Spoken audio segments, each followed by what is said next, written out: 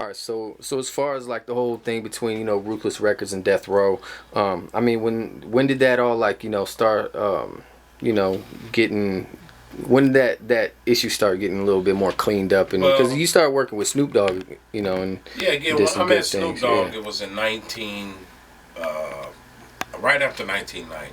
Hmm. He came up to a studio, above the law studio in La Cienega in Centinela. Warren G brought him in because Warren G used to stay with us in Hmm. Kokane, California in 1990, all the way to the end of it. Wow. So when I met Snoop, his name was called Slim back then, and actually above the law, Code 187 was going to produce Slim's record, which his later name would be Snoop Dogg. He was going to produce his record, but he wasn't signed to Ruthless. So therefore, I was actually signed to Ruthless Records, and I needed to work on my album, which my album was on Epic Records. Eric was the first one to break a big deal with Poor Broken Lonely, Above the Law, and myself. One of the first one. Because of those dealings he did, he was a pattern for Master P, 50 Cent's Dre on how to Yeah. conduct business from an independent standpoint. Mm. But going back to what Eric had brought to the table is that he allowed everybody to eat. Even Dr. Dre, and if it was so bad to the point to where if Easy would have did anything wrong, why Dr. Dre never did sue him? So it was all kind of propaganda going on, but Eric didn't care because he was getting more money off those records because he still had Dr. Dre in the contract. You see what I'm saying? Yeah. So it got to the point to where they at that time, I understand they were riding and doing what they doing, but going back to the part when I met Snoop Dogg, he wasn't a Ruthless artist, so therefore they worked on my album at the end of 1990 going into 91.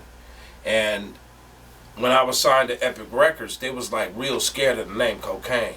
So Yeah. they called me Who Am I? Yeah. So Okay. if you notice, like if they called me Who Am I during that time, Snoop was using the same thing when he went over to Death Row, because you can tell the fallout happened because at the same time it was a movie coming along called Deep Cover. Well, actually, I have a single on that cover, Nickel Slick Nigga, Yeah. and all the stuff that we have from Cold 187 and this and that. It's like we felt and Eazy felt that they took our whole essence, fooled the people at the time. And it was kind of lightweight like that from our style of balling, Code 187, Chronic, even calling myself Aftermath, later years calling they stuff, even back then, and Easy, they making lies about certain different things. Easy felt like, man, fuck them, fuck that bro. You know what I'm saying? We know what it is. Yeah. We know what it is at Death Row. So it was Ruthless against Death Row. And they didn't like us and we didn't like them at the time. So it was crazy during that whole 90 period, because after that, Easy had passed. Yeah. And I remember the last 2 weeks he had passed, it was me, Jada Pickett, Will Smith's wife, that's our home girl. She was doing videos back then. And Code 187, we met on Sunset at the House of Blues. Eric was coughing. And it was right before we was finna do a video called California that's on the Above the Law video. So we got through doing that, and last thing Eric said is like, man, don't let nobody tell you what you can do. You dope. It was like his very, farewell. And then the next 2 weeks he was gone. So after that had happened, after Ruthless Records, it really like fell apart, in my opinion, once Eric Eazy-E passed. Yeah. And I just, it was one of those depressed periods to when that was our root, man, to our tree. Yeah. You know what I'm saying? We went all around the world with Eazy. I'm talking about some rock and roll shit, and for him to go, it was a dark period at that time. But, I listened to what he said and the stuff that was already put in my blood, and it helped me to stay resilient. 9 times out of 10, I would go to a session with E40, I would just sing, and they would be like, "We're using it, taking all these chances, like penitentiary chances. We're using that." Or then I'll go to a Too Short or something. You know what I'm saying? And then Too Short was like, "Nigga, that's pimp shit. Nothing but the hog in me." I was just crazy doing these hooks. And it just kept going and kept going and kept going. And one thing about me, I never did stay closed-minded. I never felt that I was too high on my horse to not come down to an independent level. So I don't care who it was. If it was at the top or the bottom, I was lacing everybody, at least hooks after hooks after hooks.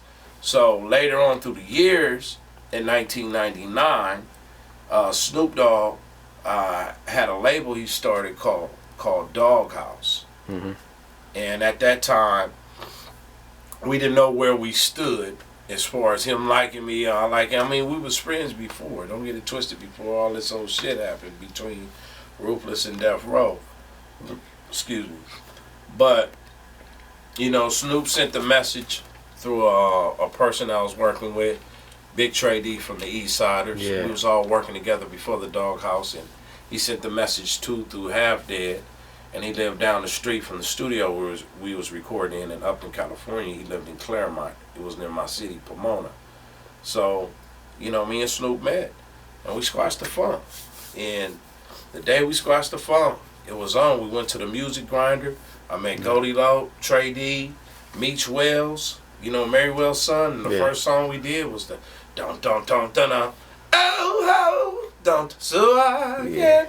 Man, it was magic, and it just felt right. It felt like we were friends before, and after all this shit transpired, you know, the best thing that we can have is learn how to forgive each other. So we forgave each other at that time, and it was just on. You know, that was when the Chronic 2001 that came around was about to come out, and everybody had made amends, you know, because, you know, at the end of the day, it's like, you threw sand at me, I threw sand at you. It's like, you get to the point where you got to grow up. Yeah. So being over there at Doghouse really ignited my career again. Yeah. You know, we did everything for the last meal. I didn't know Snoop was going to put me on 9 songs. He put me on 9 songs. I was only supposed to go over there and do 2 songs.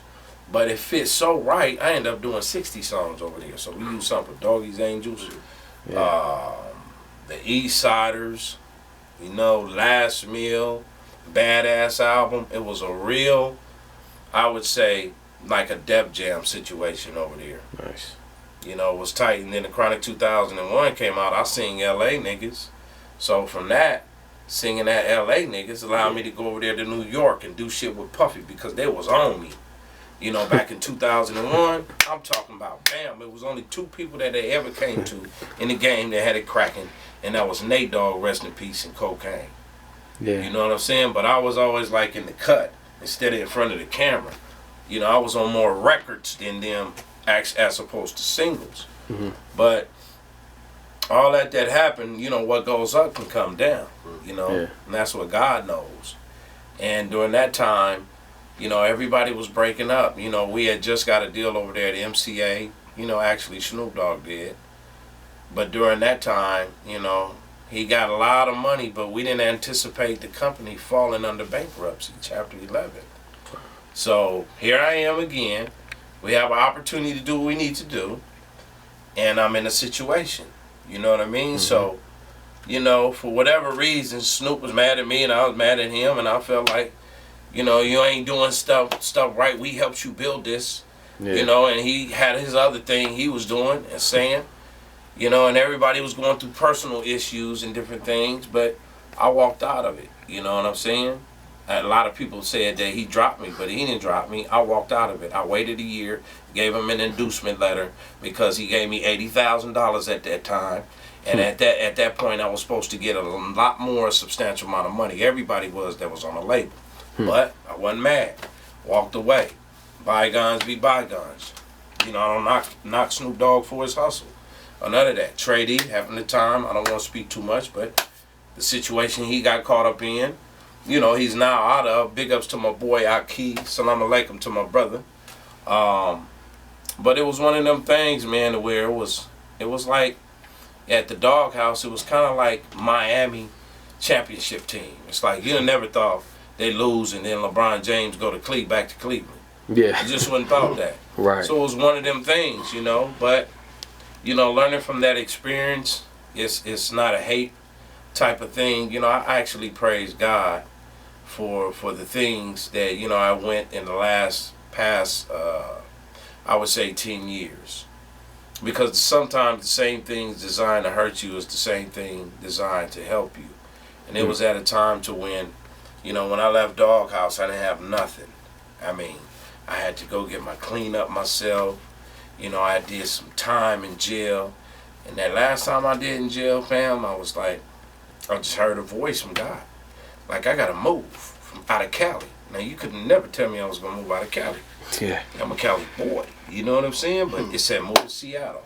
And I came up here and established some cool business with John Silver and G-Dub and them. For the most part, they've been very beneficial. I got to recognize that. And it allowed me to establish and rebound some things for my family, because at the same time, besides this music, I have 8 kids by one woman, been with my girl for 30, and married for 25 years. So, you know, people call me Coca Huxtable around That's here. awesome. Yeah. So it allowed me to get them straight, because in this music industry, if you don't have a God or family orientated basis, you're going to set yourself up for failure. And we see a lot of our brothers do. Yeah. You know, you hear them at the top, but then at the same time, they dying of an overdose, or they depressed, Yeah. or they get themselves in trouble and they at the top, and then they kill somebody, or whatever reason. You know, one thing that helped Kokane turn it around was the simple fact that not so much I'm on all these records more in the history of the business, but so much throughout all this business, I still kept my family foundation.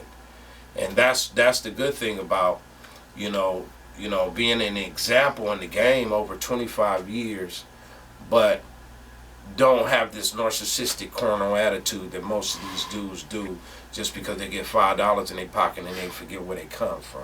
Yeah. You know, God humbled me, so that way when he puts seed in my hands, I'll be able to take the responsibility to know, I have to take the initiative to give. And I think God did that, you know what I'm saying? Because that's what he did for me in this music. Now I have a different outlook on how to run my business, because I'm cohesive towards the spirit and the focus on what's going on. Now I'm more so like want to incorporate substance and testimony in the music, because nowadays music really don't match the lifetime of what we going through in the struggle. Exactly. It's crazy. Exactly.